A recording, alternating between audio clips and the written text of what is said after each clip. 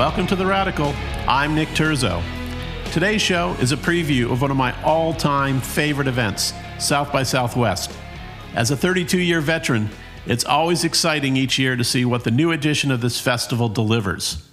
Watching South by continue to thrive through its many growing pains, free speech challenges, and this year's event morphing to a full-on virtual conference has always impressed me. I'm extremely fortunate to have as my guest South by Southwest Chief Programming Officer, Hugh Forrest. You won't ever meet a more passionate, thoughtful, or level-headed person as Hugh, and my respect for him is boundless. He has managed to conceptualize, iterate, and grow South by Southwest Interactive into one of the world's greatest thought leadership events. Coming up, a very special preview of the 2021 edition of the South by Southwest Festival with Hugh Forrest.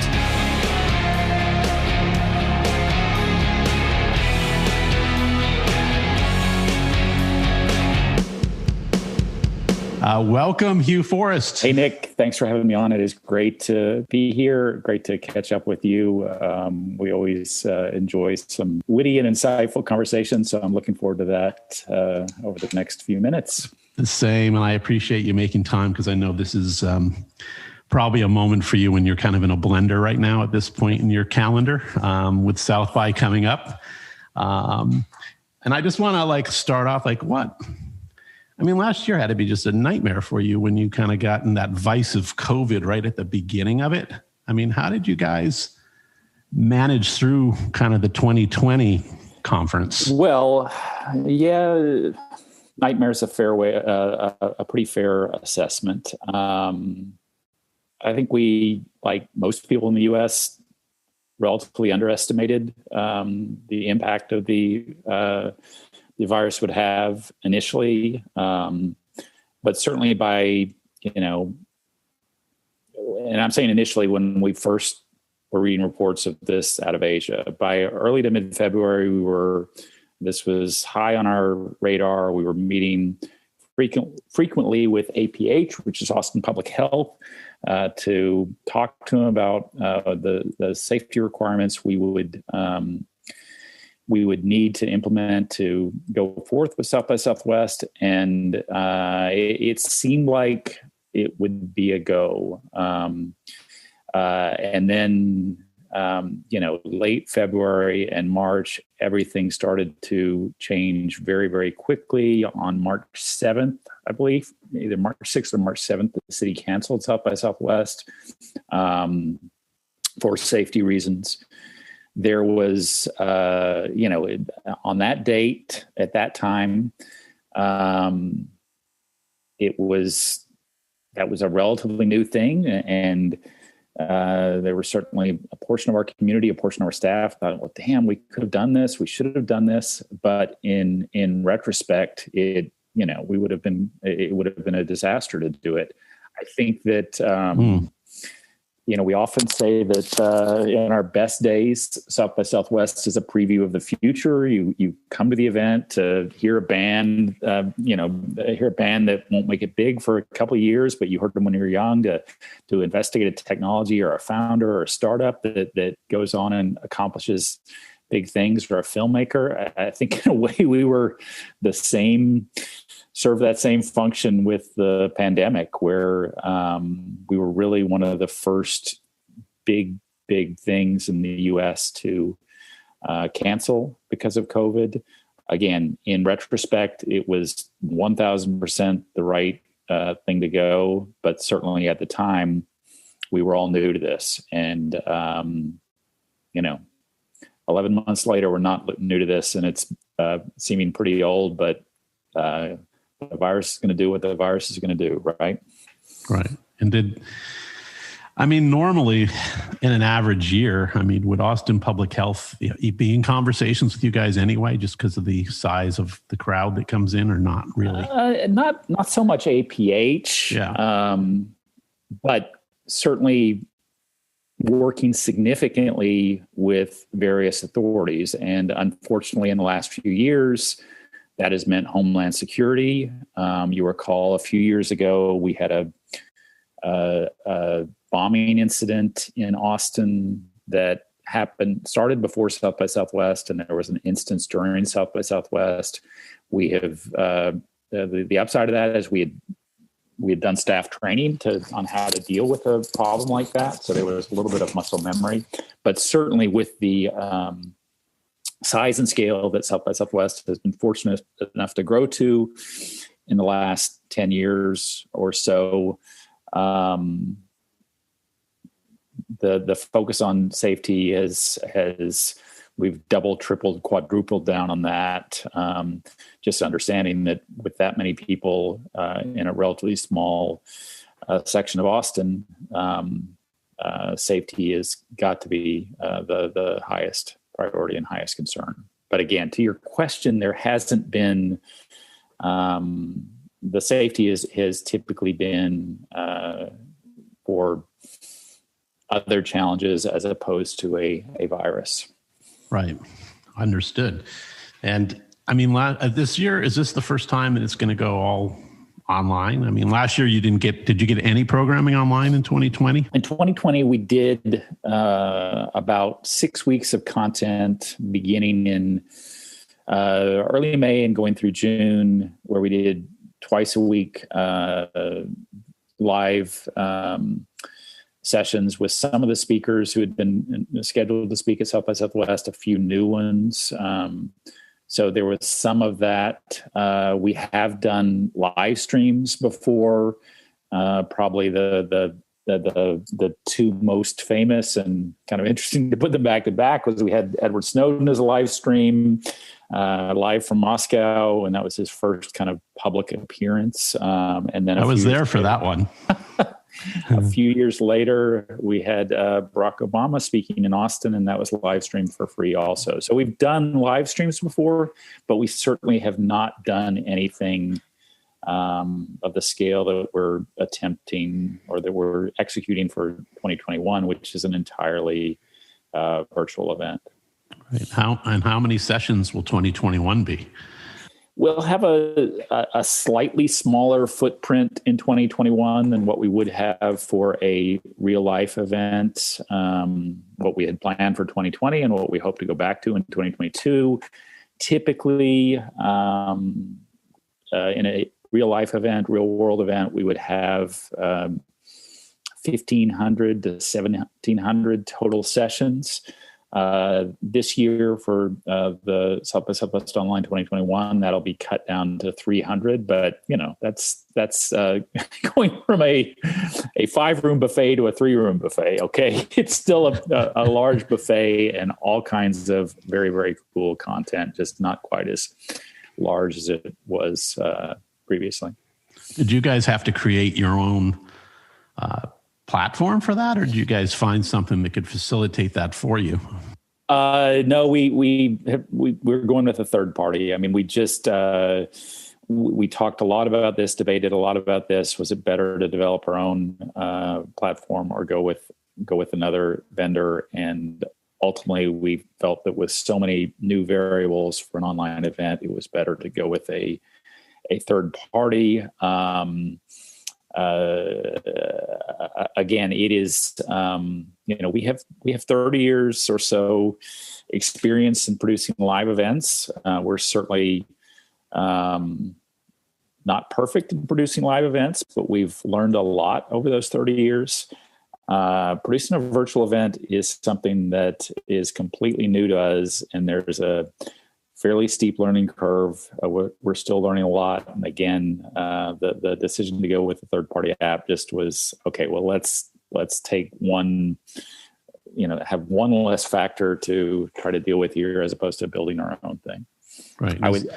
There may be a possibility down the line, 2022, 2023, that we would build our own platform for something like this. I think the future of South by Southwest and or other events will be hybrid, so that there will be a significant virtual offering as well as a in real life component, vaccine willing and all that. So I think there's a strong chance we would create our own technology in the future, but again, not something for 2021. Right. Now, were you able to with a limited kind of thing on your plate. Now, this runs March 16 through 20 this year. Is that the right dates? Yeah, the South by Southwest Online is March 16th to 20th. So that's also a slightly smaller footprint than what we had been doing over the last decade or more, when it was essentially a 9 or 10 day footprint. And even so, for 2021, it's 5 days. Even at that, it may be a day or two long, in the sense that I think we all have experienced Zoom fatigue, computer fatigue, and a little bit worried that people won't have the patience or the ability to go throughout those 5 days. But again, that'll be a learning experience for us. There's so much of this is and will be for 2021. Right. Were you able to, I mean, with the sessions kind of being more condensed this year, were you still able to introduce any new tracks into that? We've done, you're revealing all your inside knowledge, which is a good thing, Nick. And let me give a little more context there. For the past, again, decade, if not more, we've organized conference content into tracks. So, for instance, a future of music track, or a sports track, or a startup track. And one of the reasons for doing tracks was it helped people to understand geographically where content would be in Austin. You could say that the cannabis track was at the at the Hilton, and the new space track was at the JW Marriott. In an online world, i.e. for 2021, we'll still have tracks, but I think that organizing principle becomes kind of less relevant because, again, there's not that real world geography that is less important. What we have done for 2021, which is a very different approach than what we've done for the previous 30 years, is that we came up, started working about a year ago on putting together what we wanted to be the themes for 2021. So we came up with 7 themes. Again, started on this in January 2020. Strangely, the themes proved to be very prescient for everything we've been through over the last 7, 8, 9, 10 months. The theme that seems to have gotten the most traction is titled A New Urgency, which is just about how everything needs to change. And we've seen that certainly in the wake of COVID, how COVID has created a new urgency. Another theme that has gotten a lot of traction this year is a theme called Challenging Tech's Path Forward, which is extremely relevant in terms of the conversation of is the Biden administration really going to look at breaking up big tech? What would that mean? But the basic idea or philosophy behind these themes was that we would be a little more setting the table and the agenda of these are the kinds of things we want to cover at the 2021 event, as opposed to putting that more on the community. And that's a little bit of a or a lot of a shift in terms of how we've approached the conference portion of the event, where we typically use this app called the Panel Picker. People in the community, quote unquote, send in speaker ideas. We work with the community, work with the advisory board, which we've been a part of. You have been a part of to pick out the best ideas. And I liken it to it's Christmas morning when you see the Panel Picker entries. Wow, what did we get this year? That's really cool. And again, the process of having themes for this year was a little bit more like, this is what we want this year. Put your ideas into these frameworks. And I think it worked pretty well. Generally, the ideas flowed into these 7 concepts. I think it will make it a little bit easier to digest the conference portion of the event. And again, it also frames the things that we want to cover in a way that we haven't particularly done in the past.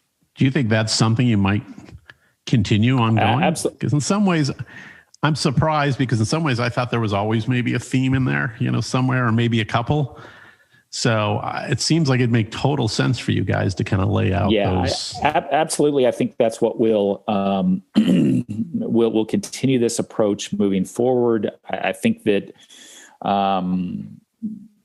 that having themes like this reflects our growing understanding and maturity and embracement that we are a platform, that we have a responsibility in setting the tone for the conversation, as opposed to where we were for quite a while, where, we're a neutral platform. We're going to, we'll put out on the table whatever the community wants on the table. And this is us taking, understanding our role here, better understanding our role and responsibility here, and framing the conversations. We have, I think that in the past we have had, you could look at an event and pick out a theme. But I also think that, we were a different theme to a different person. If you were a startup person, you saw that this was the theme. If you were a music person, you saw that this was a theme. And you were right, because there were a lot of sessions or a lot of traction on that particular topic. That will continue to be the case, where you can find, create your own themes out of the event. But again, we'll have a little more of a oversight and direction of this theme process. In like a year, like how much post kind of participant feedback do you guys ingest, like to kind of plan going forward? And does that feedback have more to do with the physical experience of it, or is it more driven towards content, or is it all those things? I think it's all those things. And I'm a huge believer in trying to digest as much feedback as possible. That in many ways is because the event is just so large and expansive that that reading feedback is a great way to understand more of what happened at the event that we didn't physically see witness on site. So we will typically my staff and I will typically spend a month to 6 weeks after the event pouring through feedback, and trying to break down the event that way, decide what was good, or get a better context on what we did well and what we need to improve on a lot. I will say that is at many times a very painful and sobering process in the sense that when the event happens, you typically get a lot of positive feedback where people say, I had a great time this year. This is one of the highlights of my year. I got a new job here last year. I met my significant other. It's so much great things to do. And so you're riding a little bit of a high after the event, and you start to read feedback, and it's, you suck more, you suck really more. And but that's good. That's a good thing to be understand that, or try to take a balanced view there, that is for all the good things you've done and for all the things that you thought you had fixed, there's always more to fix. And so try to take a balanced approach there, and try to also understand that that criticism can ultimately lead to more positive things. I think one of the things we often do is try to, while the feedback is anonymous, we can hack some ways to reach out to people and ask them more about their feedback, particularly when it's not positive feedback. And that often produces a really robust conversation. Wow, I can't believe someone actually read my feedback and takes the time to connect with me. That idea, that process reflects just a belief that I have initially was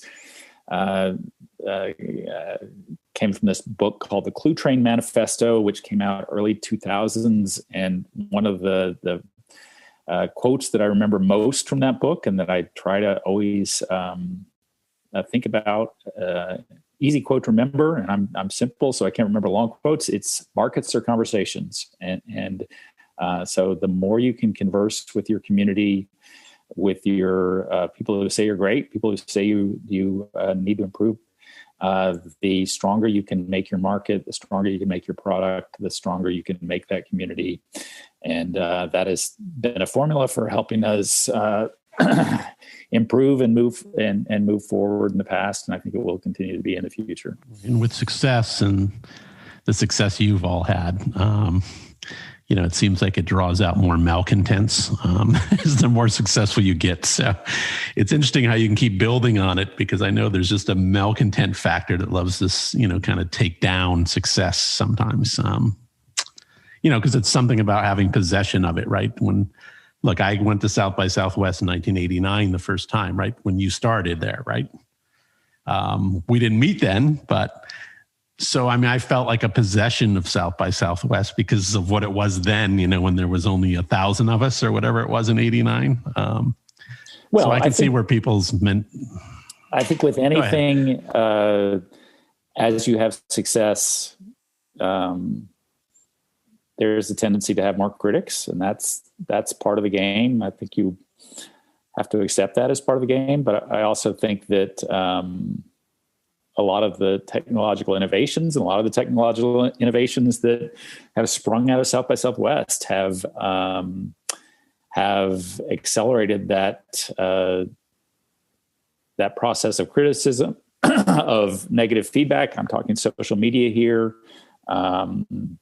We didn't, back in 1989, we didn't have a Twitter or a Facebook or a TikTok or whatever to write that this is not good. We do have it now. And there are a lot of pluses to social media. There's certainly a lot of things that are drawbacks that, again, we're all trying to I think, figure out how to make this more balanced in the future. And it's certainly a conversation that will be very, very prevalent at South by Southwest 2021 about improving community and improving social media. Cool. And not that negative talk on social media is a bad thing. I don't want to necessarily say that. I think that there's a place for that also. But when we were, pushing the social media Kool-Aid at South by Southwest 2008, 2009, 2010, when we were really one of the epicenters for the social media revolution, I don't think anyone or few people quite envisioned what the long-term consequences of these kind of private personal networks would be. And here we are now. Right. And it's some of that tribalism, that we see throughout the country. Pick your side.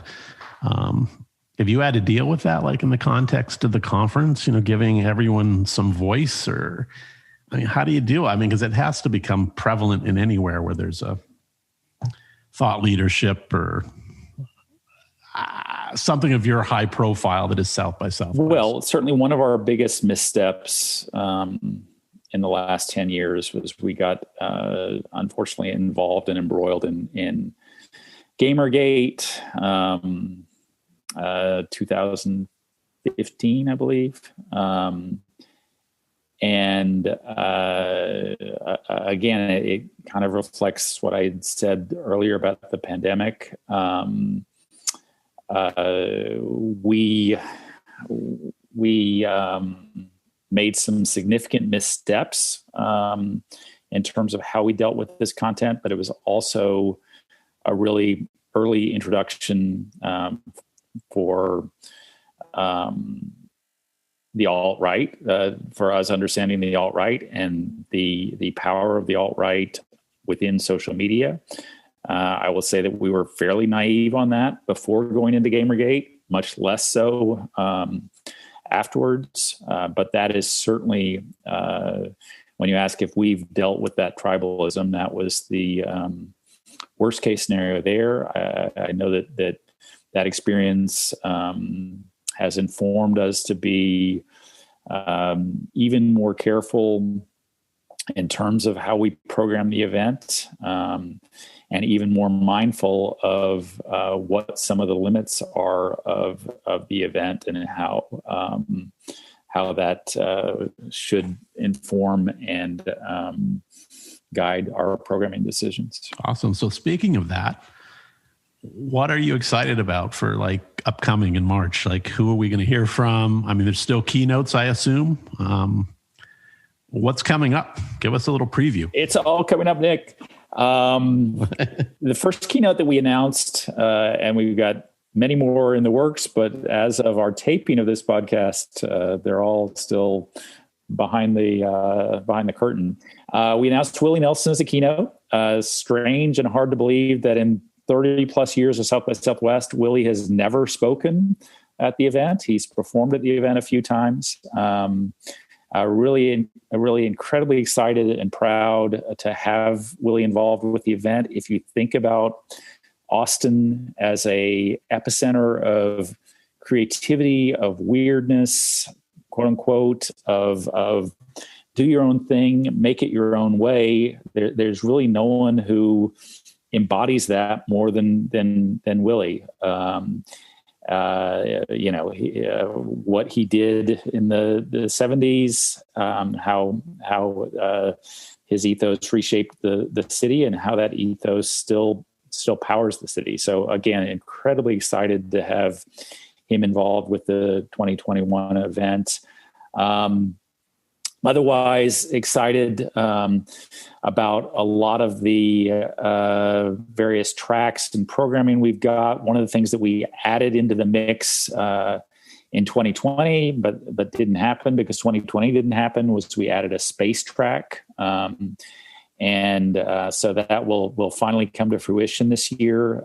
Space is something that is having another moment because of SpaceX, because of Virgin Galactic. You can argue that space is beginning to become a little more approachable in the way that technology became more approachable to more people 20 or 30 years ago. You can also argue and effectively that we need to have a more coherent space policy in the U.S. and around the world very soon, because so much stuff is happening in the heavens above us that we're not fully aware of, and we need to become more aware of that. So excited to have that space content at South by Southwest. Another thing that... How many panels will that be? Like, what would that encompass? We've got, I think, 15 or so sessions on space, a couple of featured speakers also. Someone we're announcing today, which I'm really excited about, is this gentleman named Avi Loeb, who is a astrophysicist at Harvard. He's got a book coming out in February that argues that aliens have already made contact with Earth. That's fascinating to me. That's the kind of cool stuff that I love highlighting at South by Southwest. The kind of a little bit outside the box, challenging your ideas of creativity, meeting of a lot of different concepts. So really excited about that. Also excited about the cannabis track that we added in 2019. There's certainly a lot of movement there, a lot more states decriminalizing and cannabis, and for all the entrepreneurs that come to South by Southwest, there are lots of opportunities there. So that's fascinating. We've got lots of people from lots of different creative industries involved with South by Southwest. And I think that's one of the things that involved with this year's event. And I think that's one of the things that always makes the event so interesting, so compelling, and so unique, is that it's not just creative people from the music industry or creative people from the film industry or creative people from the tech industry. It's creative people from all these industries coming together understanding what they can learn from each other, how they can create new ideas together, new friendships, new partnerships.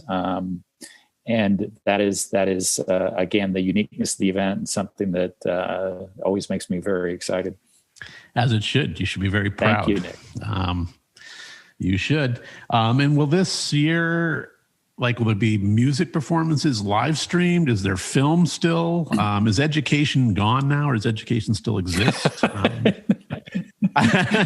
We can look at that in a broad context of things. That's the headline. Education is gone in 2021.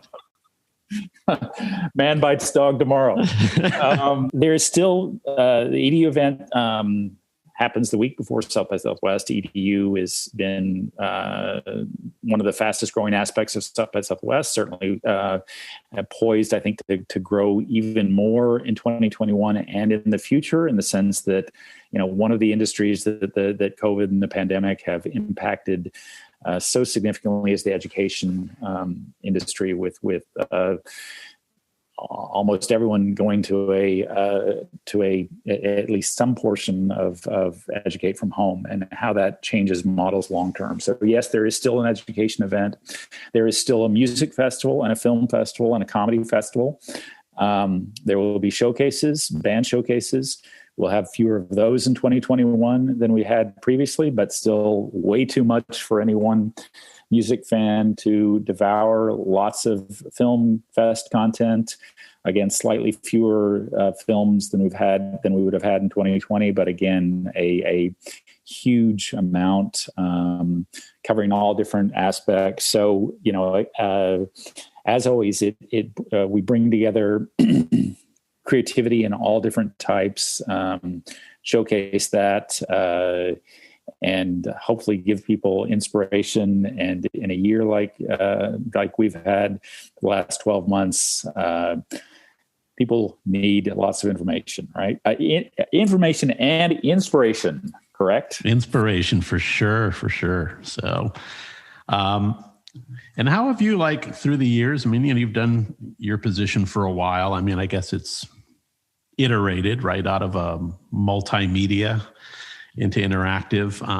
How have you kept your own creativity kind of going in this, and making sure you don't get too blindered or siloed in your thinking? That's a great question, Nick. I think that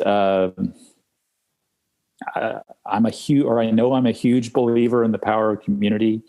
The systems that we have built at South by Southwest and we rely on a lot really leverage that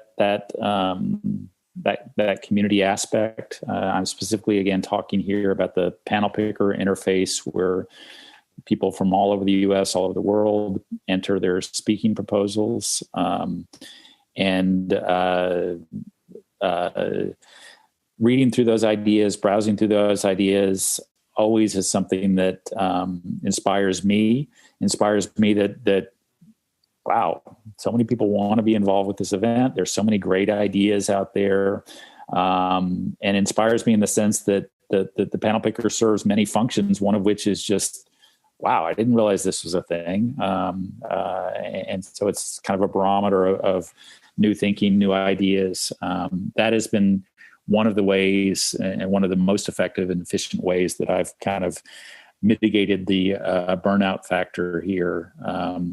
But I have a wonderful job where that celebrates creativity, that fosters creativity, where the underlying bottom line goal is showcase creativity in all its forms and figure out ways that you can pull creative people together. So that's pretty neat, right? It's awesome.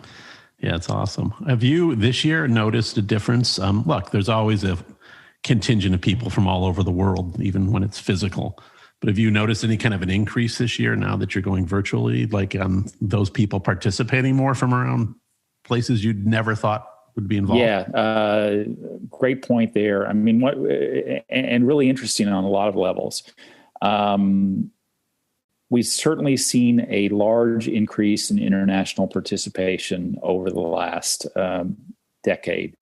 I mean, there'd been international participation at South by Southwest since day one in 1987, but again, really accelerated in the last decade to the point that in 2019, 25%, a quarter of our registrants were from outside the U.S. I think it's really the one time in Austin where you hear lots of different foreign languages on the street.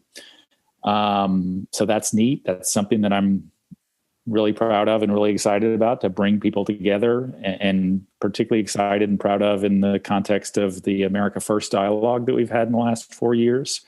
But I also think that, or also know that having so many, such a large portion of the audience coming in from outside the U.S. made us particularly vulnerable when COVID hit. I mean, there might have been some scenario where U.S. based attendees U.S. folks could attend South by Southwest last year, but certainly the international stuff was a whole different ballgame. So again, that created challenges, but I will also say that for 2021, we've had even more international participation in terms of badge buyers. And that makes sense that, one of the big advantages of a virtual event is, hey, I don't have to travel. I love traveling. I love getting on a plane, but it's a hassle. It's a hassle to find a hotel in Austin or find an Airbnb to get from the airport to that hotel. Virtual event, I just click on and I'm there. I think another huge advantage of a virtual event is the price point is lower. Or in the current vernacular, we democratize access. So it's opened us up to a whole new audience, a lot of which has been international. We certainly hope that them attending the event virtually in 2021 makes them want to attend in real life in 2022 or 2023. But again, the virtual nature of the event opens us up to whole different audiences and markets, particularly audiences in markets outside the U.S.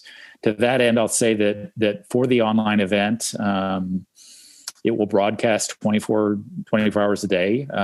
So there'll be essentially a schedule for audiences in the Western Hemisphere in those time zones, and then audience is another time frame for our friends from the Pacific Rim, from Asia, and in that sense, trying to accommodate all this international participation that we have at the event.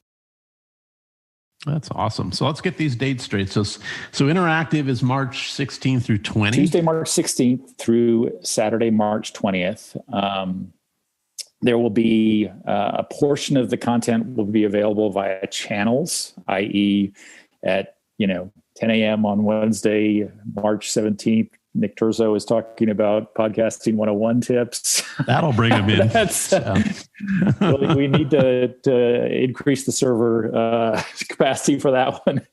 And then a portion of the content will be essentially video on demand that I can access this session at any given time.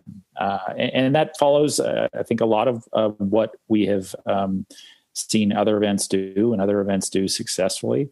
But it also, again, reiterating some of the things I've talked about earlier, is that, if we talk about industries that needed disruption or were ripe for disruption, the event, conference, festival business is one of them. We've run a certain way. Most of us have run a certain way for 20 or 30 years.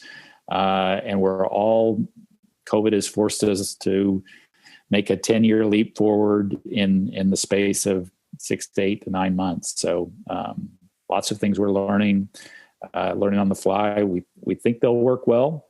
We'll see. Right. And with a VOD kind of thing going on, which, video on stream or video on demand is becoming much more popular. Can we expect that there's a South by Southwest channel coming somewhere? I think that... Have you guys ever entertained that? I think that we've talked about that for many years and just not been able to execute as successful as we'd like, of having, moving South by Southwest from a 5-day event in March or a 10-day event in March to a 52-week-a-year channel of content. I think that, or I know that the event that's done that the best of any event is TED, where they've, taken their content, particularly from the flagship event in Vancouver, pushed it out into smaller chunks, created that, enhanced the brand that way. We've done some of that and had some success, but not as much success as we want. I hope that doing the online event in 2021 is a pathway to us accomplishing that more successfully in the future. Right. Awesome. So pitchers and catchers report February 13th. I don't know how it's possible that someone who was a native Austinite could become a Boston Red Sox fan. I say this as a Yankee fan, but how's your team going to do this year before we leave? I think that my expectations are low. The context here is that one of the things Nick and I continually talk about, or have talked about for the last 5-10 years, is our respective baseball allegiances. And unfortunately, we're on the different sides of the fence on this particular one. He's for the bad guys and I'm for the good guys. That's right.